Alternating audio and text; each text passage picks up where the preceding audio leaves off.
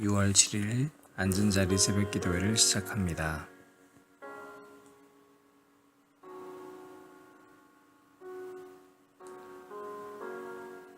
인생이 힘겨워 지친 몸과 마음 이끌고 주님께로 나옵니다. 내 짐이 무거운 줄 알았더니 내 속에 상처가 나를 눌러 더욱 무겁습니다. 내 속에는 내가 오늘 우리에게 주신 하나님의 말씀은 신명기 21장 1절에서 23절까지 중에 1절부터 9절까지 말씀을 제가 읽어드리겠습니다. 내 하나님 여호와께서 내게 주어 차지하게 하신 땅에서 피살된 시체가 들에 엎드러진 것을 발견하고 그 저 죽인 자가 누구인지 알지 못하거든. 너희의 장로들과 재판장들은 나가서 그 피살된 곳의 사방에 있는 성읍의 원근을 잴 것이요. 그 피살된 곳에서 제일 가까운 성읍의 장로들이 그 성읍에서 아직 부리지 아니하고 멍에를 매지 아니한 남송아지를 취하여 그 성읍의 장로들이 물이 항상 흐르고 갈지도 않고 씨를 뿌린 일도 없는 골짜기로 그 송아지를 끌고 가서 그 골짜기에서 그 송아지의 목을 꺾을 것이요. 레위 자손 제사장들도 그리로 갈지니 그들은 내 하나님 여호와께서 택하사 자기를 섬기게 하시며 또 여호와의 이름으로 축복하게 하신 자라. 모든 소송과 모든 투쟁이 그들의 말대로 판결될 것이니라. 그 피살된 곳에서 제일 가까운 성읍의 모든 장로들은 그 골짜기에서 목을 꺾은 암송아지 위에 손을 씻으며 말하기를 우리의 손이 이 피를 흘리지 아니하였고 우리의 눈이 이것을 보지도 못하였나이다. 여호와여, 주께서 속량하신 주의 백성 이스라엘을 사하시고 무죄한 피를 주의 백성 이스라엘 중에 머물러 두지 마옵소서. 하면 그 피 흘린 죄가 사함을 얻으리니 너는 이와 같이 여호와께서 보시기에 정직한 일을 행하여 무죄한 자의 피 흘린 죄를 너희 중에서 제할지니라.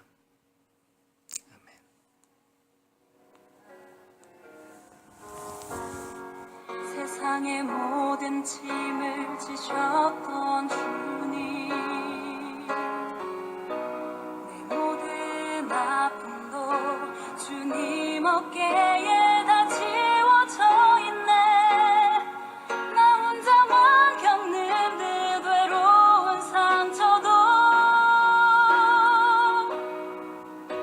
주님께서 이미 나를 위해 다 담당하셨네.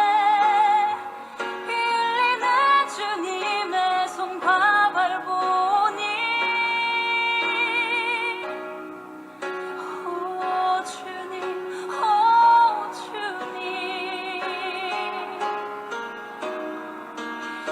오 주님, 오 주님.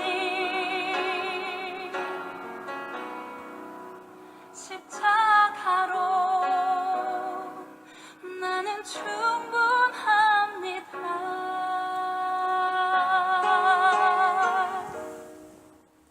십자가로 우리가 만약 목표가 있다면 그 목표에 맞는 사람들과 어울릴 때 목적이 이루어지기가 쉽습니다.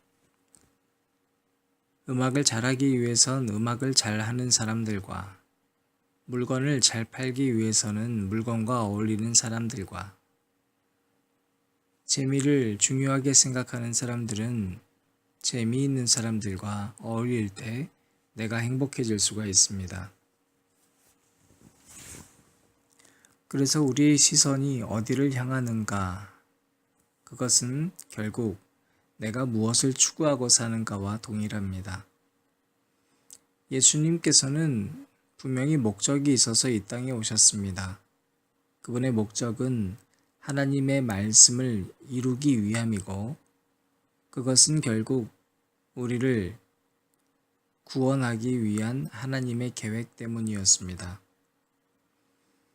따라서 하나님의 말씀을 직접 이루기 위해 이 땅에 오신 예수님께서 그 목적을 합리적이고 효율적으로 이루어가기 위해서는 하나님의 말씀을 평생 연구한 사람들과 같이 어울려야 했습니다.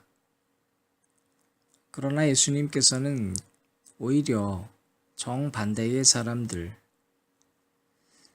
그 당시에 외면받고 특별히 세리와 같은 죄인들과 친하게 지내셨습니다. 어느 날 예수님께서 세리의 집에 들러 식사를 같이 했습니다. 그 모습을 본 바리새인과 서기관들이 수군거리기 시작합니다. 그러자 마치 기다렸다는 듯 예수님께서는 식사를 하다 말고 말씀하시기를 양 100마리의 비유를 들고 있습니다. 우리가 잘 알고 있는 이 비유는 양 100마리가 있는데 그중 한 마리를 잃어버렸다 하자. 그러면 너희들은 99마리를 선택하겠느냐? 나는 한 마리를 선택하겠느냐? 질문합니다. 예수님의 대답은 나는 잃어버린 양 한 마리를 찾을 것이요. 그것을 위해서 99마리를 버릴 것이며 찾고 나면 어깨에 들쳐매고 신나게 돌아와 동네에서 마을 잔치를 열 것이라고 이야기합니다. 예수님의 시선은 이와 같이 우리와 다른 곳에 있었습니다. 누가복음은 예수님의 행적을 과학자요 의사였던 누가가 처음부터 끝까지 따져보고 순서대로 기록한 책입니다. 그래서 예수님께서는 누구와 만났는지를 다른 복음서보다도 더 상세하게 기록하고 우리에게 증거하고 있습니다.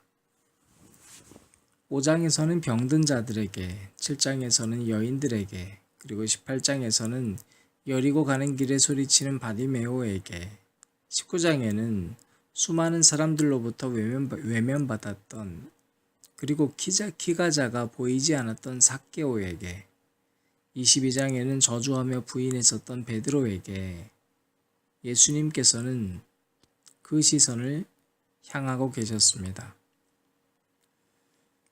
이렇게 예수님께서는 사랑스러워서 사랑한 것이 아니라 사랑이 필요해서 사랑하고 살아가셨음을 우리에게 보여주고 계십니다.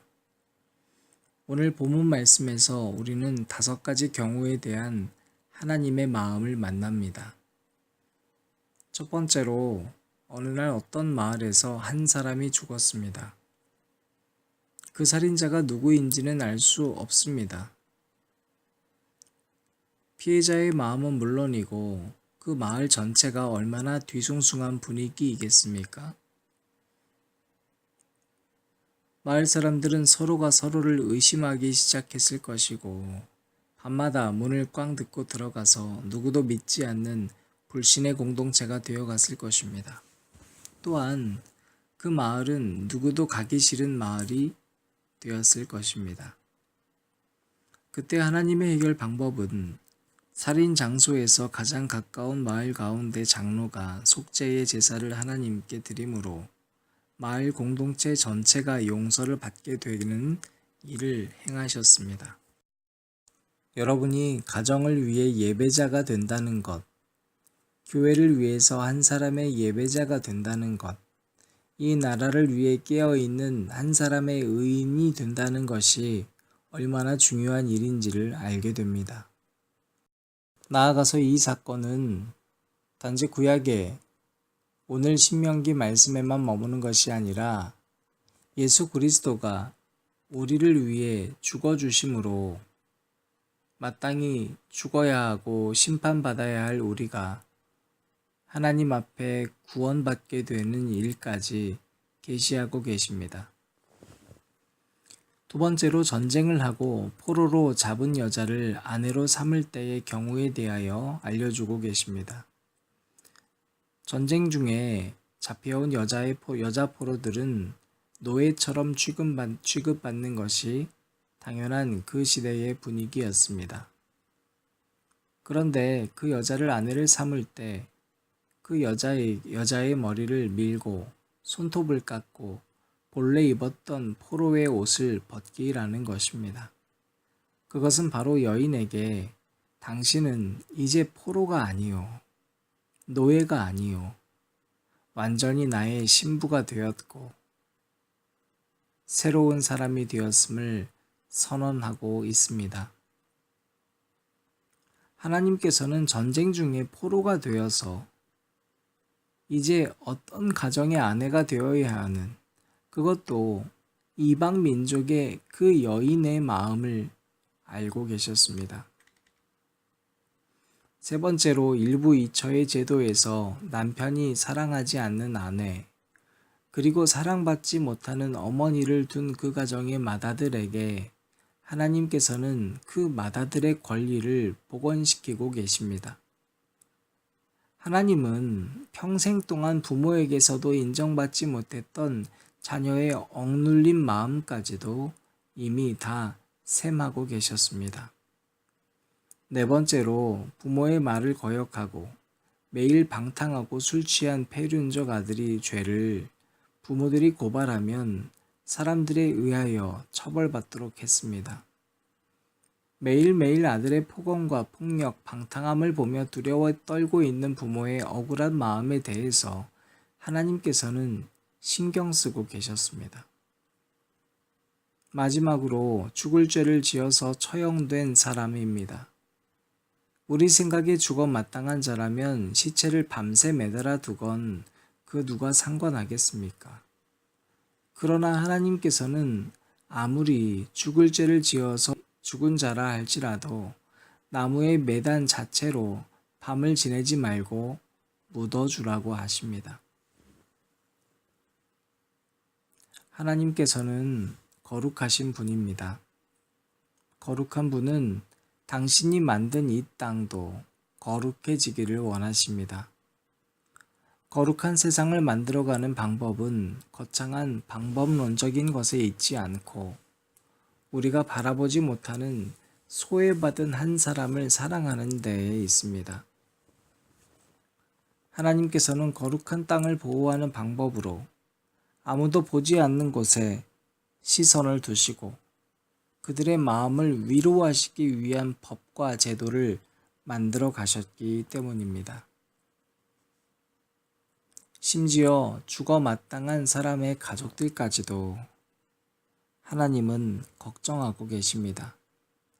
그것이 바로 하나님의 시선이요. 그것이 우리의 시선이 될 때 이 땅은 다시 거룩한 땅으로 회복하게 될 것입니다. 우리 교회는 예수님이 주인 되신 교회입니다. 만약 우리 교회에 제도가 필요하다면 정말 중요한 것은 교회의 주인 되신 예수님께서 원하는 시선을 회복할 수 있어야 할 것입니다. 그것이 어떤 법과 제도를 만드는 것보다 우선시 되어야만 합니다. 세상이 전혀 들여다보지 못한 구석구석을 살펴볼 수 있는 마음. 교회 내에 누군가 잘못한 일이 있을 때 정죄하고 들춰내는 것이 아니라 내가 더 잘못했다며 그를 위해 기도해 줄 수 있는 한 사람. 젊은이들이 서로 결혼할 때도 거룩하고 정결한 문화가 아닌 즐기고 파티하는 문화로 변해가는 지금에 오히려 더 서로를 거룩하고 존중할 줄 아는 결혼과 나아가 세상에 죽어 마땅한 사람이라 할지라도 그 사람의 남은 가정을 생각하여 품어줄 수 있는 넓은 마음을 가진 성도들의 모임. 이 시대에도 외면받은 수많은 곳을 사랑할 수 있는 용기 있는 교회. 그것이 바로 이 땅에 우리가 일구어 가야 할 교회의 참된 모습이 되어야 합니다. 이것은 어떤 법과 제도를 만드는 것보다 힘든 일입니다. 그러나 사랑하는 여러분, 연예인을 사랑하는데 아무 힘이 들어가지 않습니다. 그래서 그것은 예수님의 사랑이 아닙니다. 사랑은 사랑스러워서 하는 것이 아니라 사랑이 필요한 것에 사랑하는 것입니다. 그래서 우리 혈육을 사랑하는 것은 사랑의 기초이기는 하지만 참된 예수님의 사랑이 될 수는 없습니다. 세상 사람들도 그 정도의 사랑은 하기 때문입니다. 그래서 예수님께서는 우리에게 원수를 사랑하자고 말씀하지 않습니까? 한 마리의 잃어버린 양을 사랑하는 데는 찾기까지 찾아야 하는 노력도 필요합니다. 그 사랑에는 99마리를 버릴 수 있는 용기가 필요합니다. 그 사랑에는 경제적인 관점, 효율적인 방법을 찾는 세상의 가치와 잣대를 버릴 때에 가능한 것입니다. 하나님께서는 우리의 모습이 너무 아름다워서가 아니라 보잘것없고 추악한 죄인이어서 오셨음을 잊어서는 안 될 것입니다. 우리의 흘린 피는 하나님의 일방적인 사랑으로 죄사함을 입었습니다. 그 사랑을 받은 우리가 이제 하나님의 시선에 나의 시선을 묶어둠으로 세상에 소외받은 사람들을 사랑하고 이 땅을 거룩하게 하는데 최선을 다하십시다. 그것이 이 나라 이 땅을 거룩하게 할 것이요 하나님 나라를 일구어 가는 초석이 될 것입니다.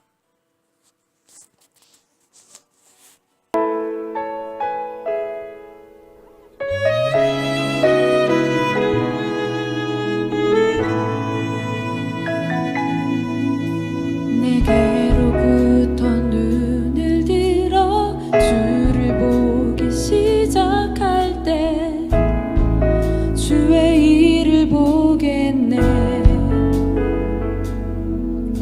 내 작은 마음 돌이키사 하늘의 꿈꾸게 하네. 주님을 볼 때 모든 시선을 주님께 드리고 살아계신